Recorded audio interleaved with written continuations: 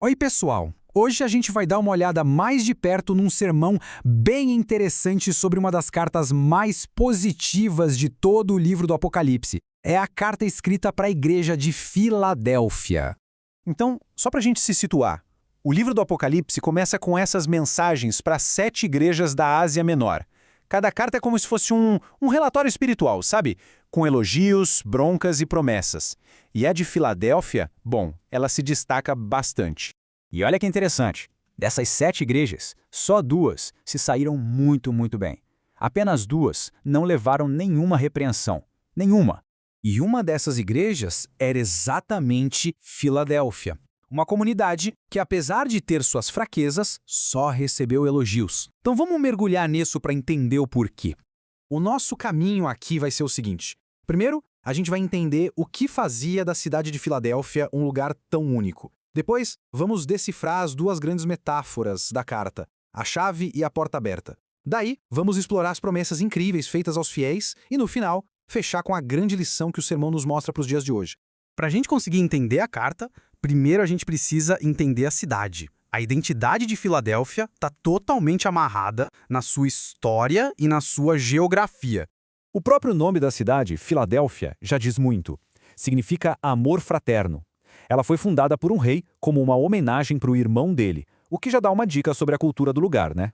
Agora, atenção, porque os detalhes que estão aqui são a chave para entender a carta inteira. A cidade vivia sofrendo com terremotos, era um lugar bem instável. Ela também era uma porta estratégica para a cultura grega. E, por fim, o nome dela mudava toda hora, depois de cada reconstrução. É muito importante guardar esses 3 pontos, a instabilidade, a porta e a identidade que sempre mudava, porque eles vão ser a base das metáforas mais fortes da carta.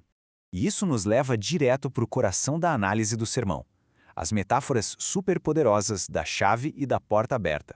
A carta já começa com essa imagem da chave de Davi, que é uma referência lá de Isaías. E segundo o sermão, isso não é só um símbolo, não. É uma declaração de poder absoluto. Quer dizer que a autoridade final para abrir e fechar o caminho para o reino de Deus pertence a Cristo e a mais ninguém. E aqui a gente vê a genialidade da metáfora.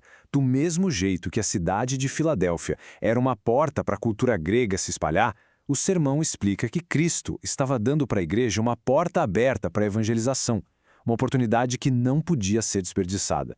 Mas olha, essa porta aberta não apareceu por causa da força da igreja.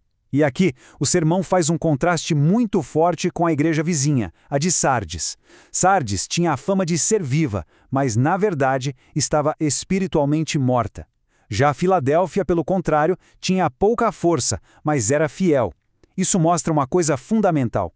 A força espiritual de verdade não está na aparência, e sim na perseverança. Isso aqui ilustra perfeitamente o ponto central do sermão. A força da igreja não vem dela mesma. A carta fica repetindo várias vezes. Eu farei, eu te guardarei, eu farei uma coluna, eu escreverei. Fica claro que é a ação de Cristo que fortalece e sustenta a igreja que se mantém fiel. E essa fidelidade, mesmo com pouca força, vem acompanhada de uma série de promessas, assim, extraordinárias para quem persevera, para quem são os vencedores.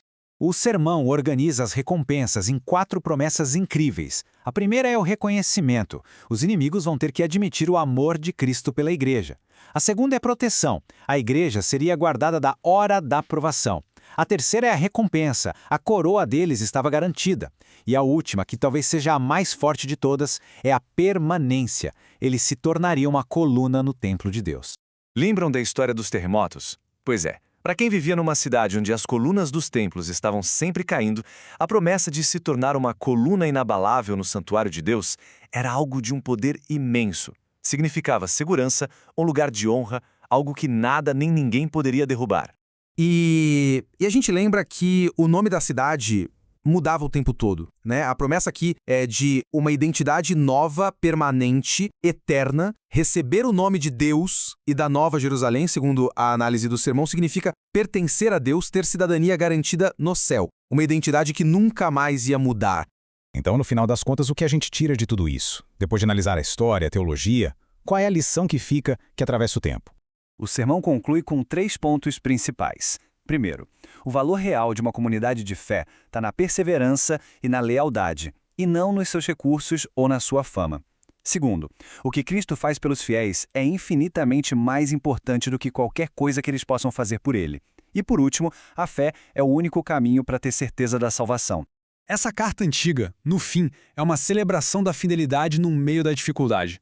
Isso tudo deixa a gente com uma pergunta para refletir.